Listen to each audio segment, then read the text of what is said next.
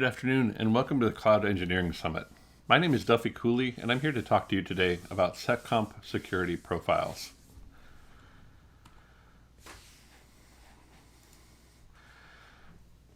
I've been working in this space for about 20 years, across a variety of different companies, from networking to virtualization, and most recently I've been working on Kubernetes since about 2016, so for the last 4 years.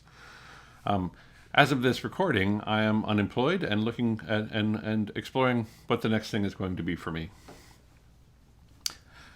You can find me most everywhere at Maui Lion. And recently I've been spending a lot of time on tgak.io and thepodlets.io. Both are great websites for keeping track of what's happening inside the cloud native space, and if that's something that's interesting to you, I highly recommend that you check them out. Let's get started with what is a container. I'm sure you've heard lots and lots of descriptions or definitions of what a container is. This is my personal favorite way of understanding what a container is. At the end of the day, a container is just a process running on a server somewhere. And the way that we can understand the mapping of that process, or the way that we can understand the way that process is isolated from other processes running on that same kernel, is through the use of Linux primitives called namespaces. But understand, first of all, that that process is running just like any other process on the server. So there's nothing different about this process other than the mapping of namespaces that the process is constrained to. This is a group of namespaces that are associated with this particular process ID, 2452754. Right? This process could be an Nginx running, it could be an Nginx container, or it could be an SSH process from somebody logging into the server. It could be any number of these things. And this mapping of primitives is going to be available against any process in the kernel, whether they are shared processes associated with the underlying node, or whether they are containerized processes because you're running Docker on that node. Now, as we look at this, one of the things I wanted to make clear is that if I were to compare this output with the output of another running container, I would see that the mapping, right, the actual values associated with the cgroup namespace and the IPC namespace and the mount namespace and the network namespace would disagree. They would be different values. And that's actually how we handle that isolation. We're basically tightly coupling that process with its own view of the network through the network namespace. And that's why when you SSH into a system and you type IP adder, you see all these interfaces. But when you exec into a container, you only see one, and it's the same node. We're using these primitives to isolate the view that that process has of the resources that are available to it, right? We can modify the view of the file system. We can modify the view of the inter-process communication system, the PID namespace, right? Inside of a container, PID1 is the very first process that runs. Outside of the container, PID1 is probably sysinit. The user namespace and UTS. There's lots of these primitives that are here to help us isolate these processes from one another, as they all share the same Linux kernel. The next thing I want to talk to you about is capabilities. And capabilities is kind of a pretty interesting, not super new capability or new primitive that is available within the Linux kernel, that allows us to be a little bit more granular, certainly not as granular, but a little bit more granular in the permissions that we can associate with a process. Now let's break this down a little bit. So starting with kernel 2.2, the Linux kernel divides the privileges traditionally associated with superuser into distinct units, known as capabilities. So it's like, if you think about capabilities, they have the ability to grant a chunk of permission to a user or to a process, right? Before that, we had basically a kind of a binary system. You were either going to be root and you'd had access to all the things, or you were not root and you would only have access to those things that were kind of a traditional permission check, where if you were associated with a group and that group had write access to a given file, and you would have the ability to write to that file. Same thing with read, and also to modify or delete, right? But what's different about this is now we can be even more specific. Maybe what we want to do is grant the ability to manipulate network interfaces to a process, but give them the ability to modify anything in the file system, right? And so we could give them a capability that would allow them to modify anything in the file system, but not let them access net admin. So it's big chunks of permissions. Now, this is already a thing that exists within Kubernetes, and this is an example of how you might configure that inside of Kubernetes. If this is something that you're interested in, you can definitely go to docs.k8s.io and take a look at the security context topic, and you'll find a way to actually explore and configure this stuff. In this example, we're actually granting net admin and systime to this particular process. And so the container that we've identified, gcr.io, Google Samples, Node Hello 1.0, has the ability to administrate the network. So they could do things like inside of the container, dump IP tables, or turn off a network interface, and those sorts of things. So how does all of this work? Capabilities can grant access to stuff, right? They have the ability to grant a very large chunk of permissions to a given process or to a particular user. Seccomp profiles are significantly more granular. They have the ability to filter or block access to given syscalls, and they also have the ability to list or to add or deny those permissions. And the other thing I want to call out here is that Seccomp is incredibly powerful, but it should be used in an allow and a deny list model. Otherwise, you'll miss stuff. An example of this is that currently, as of the 5.8 kernel, there are 345 syscalls that can be specifically allowed or denied by a Seccomp profile in the x86-64 architecture.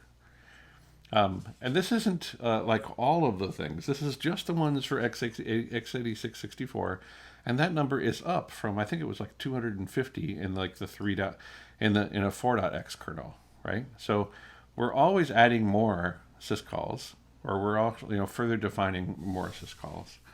And so you have to be really careful about the way that you define a Seccomp profile, in that it's not just a deny list, because if you're denying only those things that you want to restrict, then as we add more syscalls, by default, they would be granted. And so we have to be allow and deny. We got to do both. If you want to see all of the syscalls that are available in the system, there's a great resource here, and I'll show that to you in a little while. The next thing I'm going to do is I'm going to describe a tool that I'll be leveraging today to understand a little bit about the way that a given process is configured.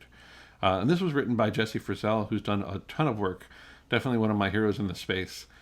She's done a lot of work on increasing the security of processes and Docker containers and all of that stuff. Here is an output of what kind of a bog stock configured Docker configuration would work with, right? And so if we were just to do Docker run of a process, and we take a look at the output of mi contained, we'll be able to derive a couple of different things. We'll be able to see what capabilities have been granted, and we'll also be able to see the syscalls that have been blocked.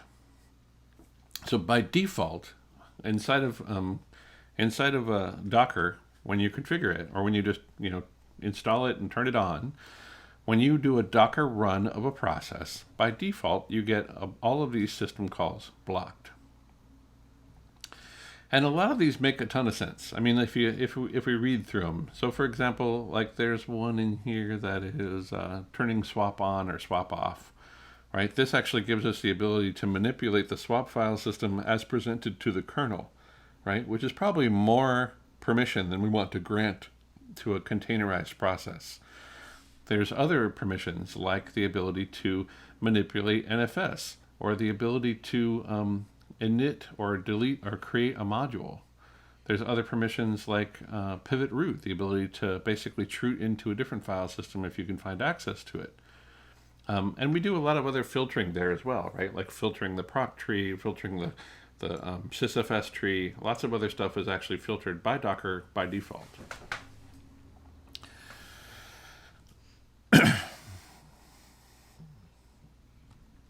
Inside of Kubernetes, we have sort of a different output. And this is sort of an interesting thing, right? So this is what happens when you do Docker run. This is what happens when you do kubectl run, right? When you start up a container, we can see that some of these things are the same. We can see that capabilities have been defined, and that capability set is consistent. The AppArmor profile is set to unconfined, which means that there is no AppArmor running. And if we look at Seccomp profile, it says that it's disabled. Now there are some blocked syscalls that are just inherent in the way that the container runtime inside of Kubernetes operates. So we still turn off things like swap on, swap off, kexec load, some other kind of high profile syscalls that could probably be more permissive. But at the same time, we can see that there's a very large difference between these two values, right? So like, for example, set systime is still available within the Kubernetes container, but it's not it's not blocked. Sorry, it's not blocked in the Kubernetes container, but it is blocked in the Docker container. Why are these different? So folks like Jess Fraz and others did a bunch of research into a reasonable default seccomp profile, and you can see the result of that work at docs.docker.com, engine security seccomp, and they go into exactly why they blocked what and how and why they consider those things to be risks. So a ton of great work there. And Docker still uses this by default, but Kubernetes disables that default. Kubernetes does this mostly because of the implementation detail of multiple containers in a pod, right? When you think about Docker, when we do a Docker run, we're going to get one container, and that process is pretty well isolated within that container. But within Kubernetes, we have the ability to create multiple containers within the same pod. And that means that we have to think about the way that all of that gets manipulated a little differently. So what do we do? Like, what if I actually wanted to make use of that default security or seccomp profile that Docker presents to us, right? Like, what if I actually wanted to make use of that and just inherently increase the security of my processes? Well, before 1.19, you can do that with these sets of annotations. So you can annotate a deployment or any of the other primitives within Kubernetes that allow you to deploy pods with these sets of annotations. And this is an example of something that you could make use of today, right? So annotations, seccomp security alpha kubernetes.io, and at the pod level, you can describe runtime default, and that will configure your underlying container runtime to leverage that default set of permissions. And you can also specify this at a container level by giving the container name instead of the word pod. After 1.19 though, and 1.19 is out now, so after 1.19 you'll have the ability to do this with a first class thing, right? So you'll be able to actually define this within the spec, rather than having to define this at an annotation level. You can define this right there within the spec at the pod level. So within the pod level, you can just describe security context, and there's a bunch of other stuff in security context that you can use to also further secure your applications. You can set the seccomp profile and the type to runtime default, and that will also basically follow that very same configuration path. And you can do that same thing with containers, right? So spec, containers, security context, seccomp profile, type, runtime default. Let's go back again for just a moment to what a Kubernetes pod can do when you just do a kubectl run. And we could take a look at the output here. And remember, there's like 22 block syscalls. Seccomp is disabled. Capabilities are all kind of what we expected. And when we turn on runtime default, we get 68 block syscalls. So it's a lot cleaner, and it's a lot more in line with what we were expecting from Docker when we just did Docker run. So this is a very clear output. Right? This is what you can do if you don't turn that on. This is what you can do if you do turn that on. And that really just basically increases the security model for that given process. So why do this stuff at all? Like, why is this even interesting? And first I'll say that there are like three pretty significant types of attack against containers that are interesting in the space today. Right? The first is supply chain attacks. And I think this is a pretty important one. Like, where did the container image come from? Where did the dependencies within that container image come from? And is there some way for us to validate that came from a trusted place? Another one is exploitable application bugs, right? So if I ran Nginx here and I gave the ability to modify the content of the file system leveraging Nginx, then that would be kind of a bug, right? And the other one that's interesting is did some kind soul leave bash behind, right? Did somebody who created the configuration leave me a bunch of libraries that I could use once I actually land inside of that container or exploit myself into a shell? Are there tools that I can expose or make use of right there inside that container to further exploit the rest of the system? And the last is syscalls against the shared Linux kernel. Now, as I pointed out before, containerization is really just process isolation, and it really does a pretty decent job of isolating the process from other processes against the Linux kernel, but it doesn't necessarily isolate that process from the Linux kernel itself, right? These system calls that the process can make, those can be pretty permissive on a given process level. And what these tools allow us to do is limit that output, right? Give us the ability to limit or constrain those syscalls that a process can make, which is a good thing. So to be able to actually pull this off, we kind of need to know what syscalls are going to be used by a process, right? And so there are a couple different ways to do this. One of the ways that has been around for a while is to leverage strace. So for example, if I were going to use curl and I wanted to understand what system calls curl-ss google.com would make, this is one way that I can actually go ahead and go about that, right? So I can do strace and pull all the syscalls for a given process. And here are the individual syscalls that were called for this given process. And from there, I can actually manipulate. I can create a seccomp profile, and we'll look at some examples of seccomp profiles here in just a minute in the demonstration, and then I can test to make sure that my process is able to run and handle that thing.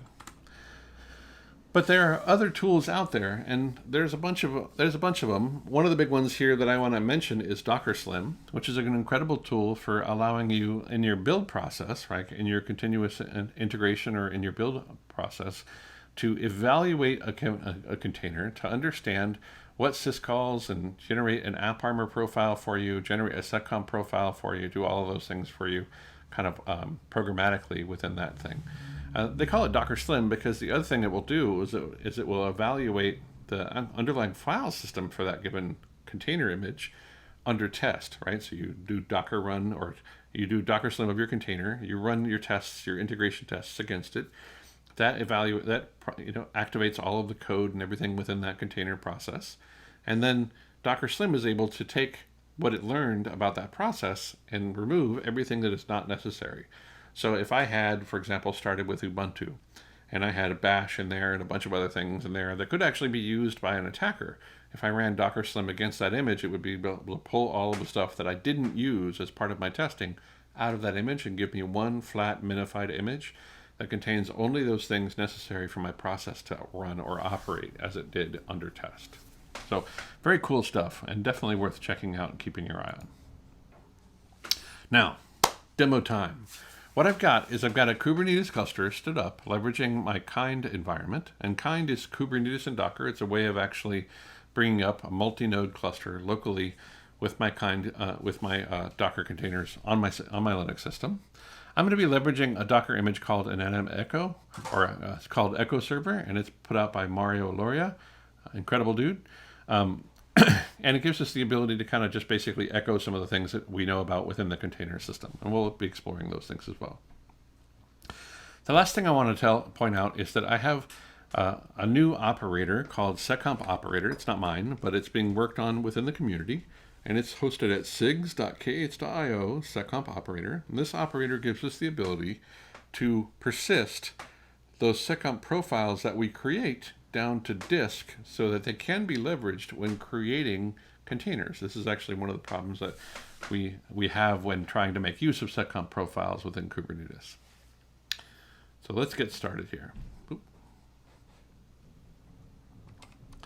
So first, couple things. So the syscall profiles that I was talking, or the syscalls I was talking about before, this is a list of all of the system calls that are available within the Linux system across all the different architectures, right?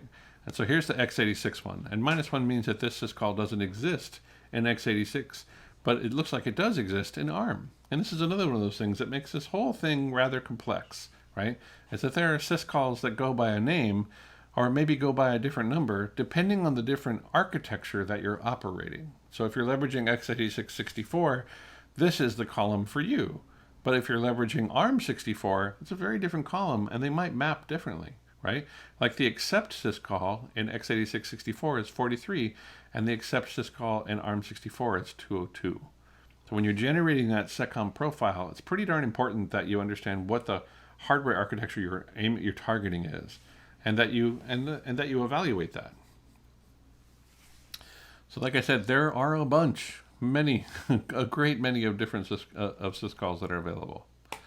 Last thing I want to point out is that there's been quite a bit of work recently in making syscalls first class. Like I said before, the difference between 119 and 118. And part of that work has been to improve the documentation around it. So if you go to the tutorials, clusters, restricted containers, syscalls with Seccomp, you'll find a very good tutorial for describing exactly how to go about that. And if that's something that you're interested in, or if you want to play with it, this is a great way to jump into it. And they're going to take you basically through what I'm about to do in the demonstration. All right, so let's do our get nodes. So we have a 4-node cluster. We're running 119.1. kubectl get pods-a. We see that we're running the seccomp operator already. All of these things are present. Let's go into pods. And I want to show the difference between a couple of different pods. So let's do diff 1.18 find pod and 1.19 find pod.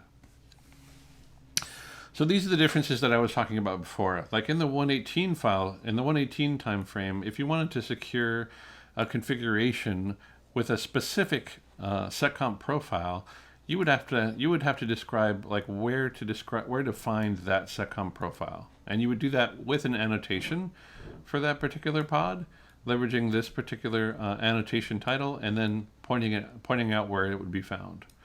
In this case, when we say localhost, we're talking about a particular directory on the underlying node, and that directory is var lib kubelet, and then whatever you have back here, or actually var lib kubelet seccomp, and then operator, right? So let's go just take a look at that real quick and make sure that that stuff is present.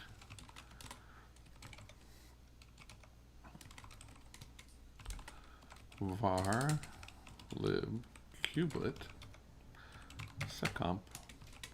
And here we can see there's an operator folder, and then there's also some configuration here, right? Now this one is not going to be inside of that operator folder. If I do ls, we're definitely not going to see the fine-grained JSON yet, and that's because I haven't created it yet. But we're going to do that in our demonstration. Let's exit this node again. So again, that difference, just to highlight it, right, is that in 118 we had to do it with an annotation. In 119 we now have first-class support, and we can define it this way instead. And you can see the way it's mapping, right? So in the old one, in the annotation, we would say it's a localhost type profile, and then we would give a path to where it could be found. In the new one, we would just say type localhost, and then we could give a path to where it would be found. All right, great. Let's move forward. So because this is a 119 cluster, I'm going to jump into my 119 defined pods, and I'm going to go first. I'm going to go back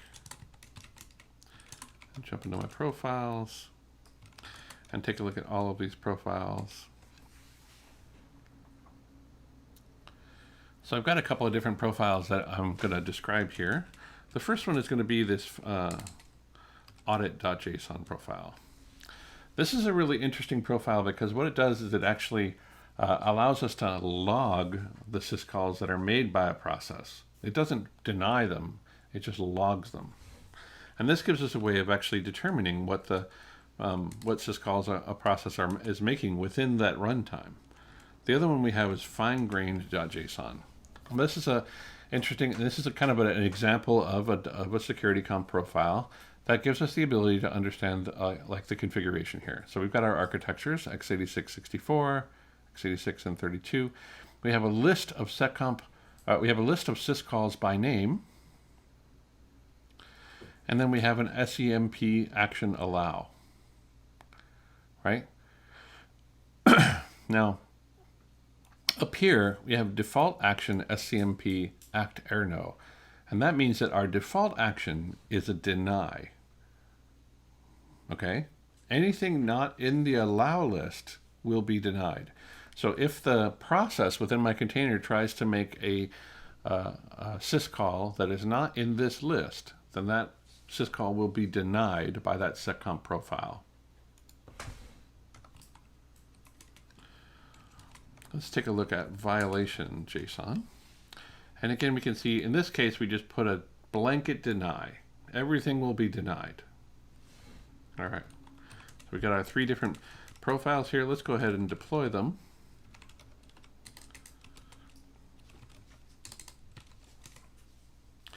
And the way that I'm doing that, let's take a look at the demo profiles here.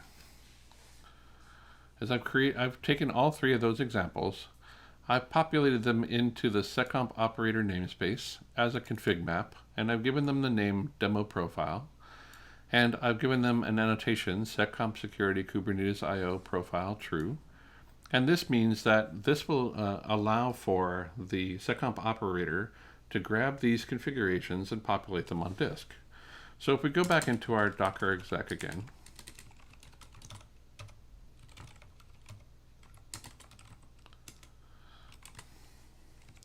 varlib kubelet seccomp operator.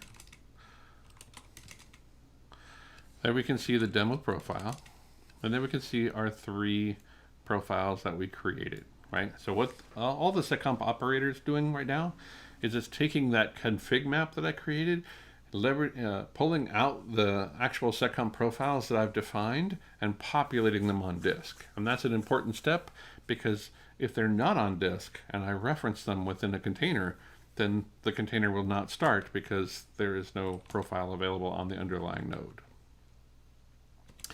Now, remember that doesn't keep me from making use of runtime default. I can make use of that right away immediately without making any changes, playing with this seccomp operator stuff, any of that stuff. What this is allowing me to do is put a more fine-grained, a more specific seccomp profile to work for a given process. So let's go back over to our pods here.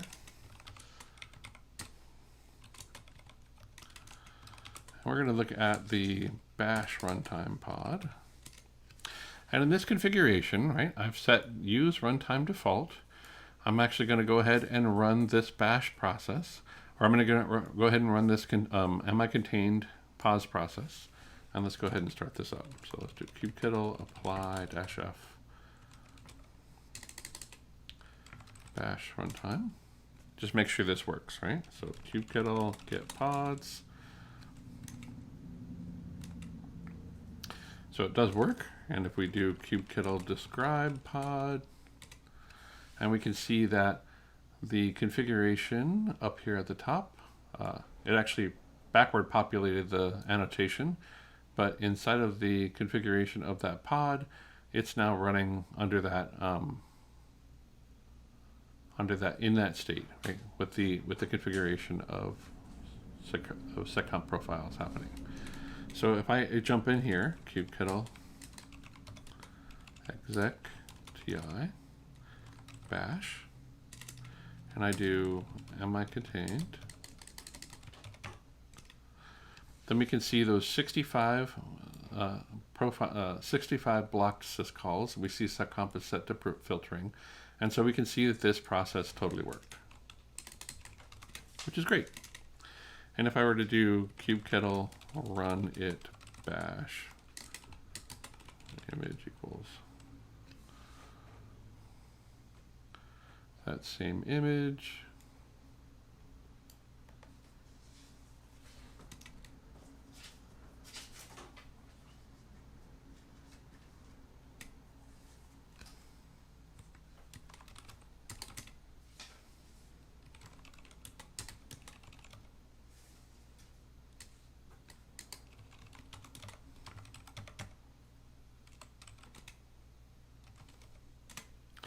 then we can see the difference, right? So with runtime default, very much more secured. Without runtime default, not nearly as secured. Okay. Kubectl get pods. Actually, kubectl get.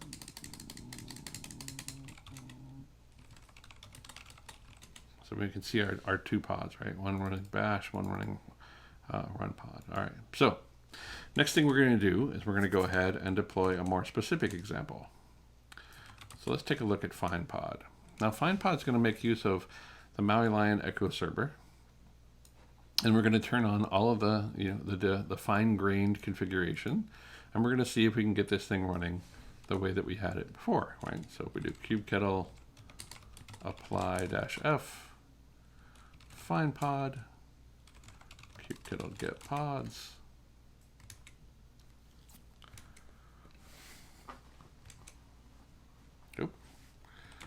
kubectl logs find pod,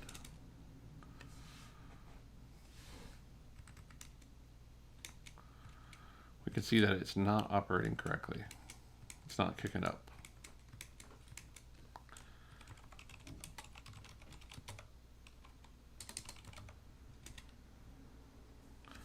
And that is because, apparently I have set the path to something incorrectly. So we can see that in this warning error, it's telling me that the configuration, the seccomp profile that I've described, seccomp operator demo profile, fine-grained.json, isn't where it was expected to be. So we can actually modify that.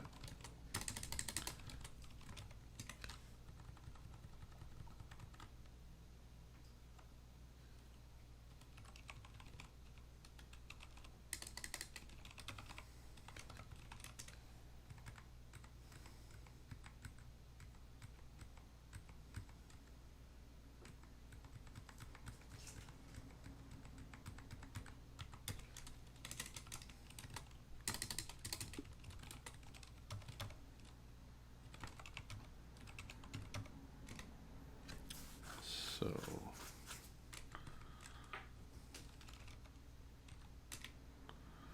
yeah, see the path is actually seccomp operator demo profile. And so, all right, so let's do kubectl delete -f find pod, kubectl apply-f find pod, kubectl get pods. Now it's working. So it was just a pathing problem. But anyway, so that's all working, and that's actually the demonstration that I had for you. This gives you the ability to actually configure a custom seccomp profile and the ability to make sure that that's working. So it's a great set of tools, and like that is how that works. Let's do one more. Let's do one more example of the violation pod here.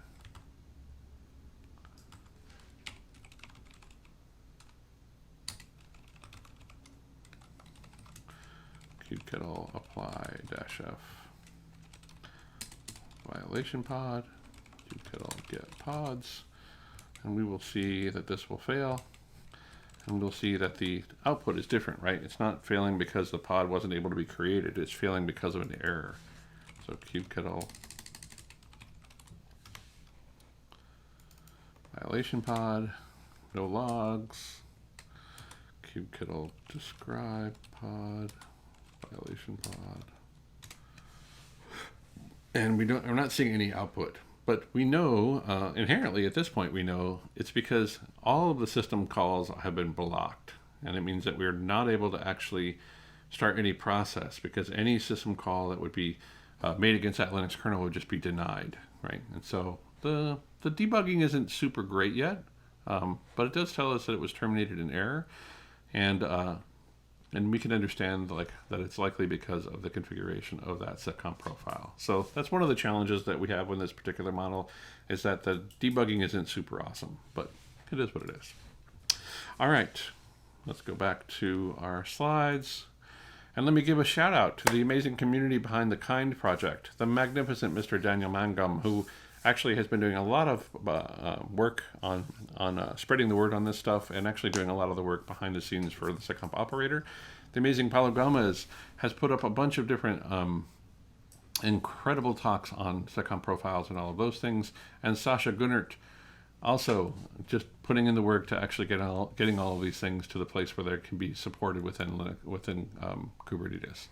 Here's my references slide. I'll leave this up for just a moment so that you can see where it is. Again, if you want to see this content, the slides that are available at tgik.io/seccomp, and you can find it there. All right, so everything is all of my References are here. Make sure you take your screenshot now so that you can go check those things out. They're all incredible, and thank you so much for your time. Find me online at Mauiland, and have a great rest of the event. Cheers.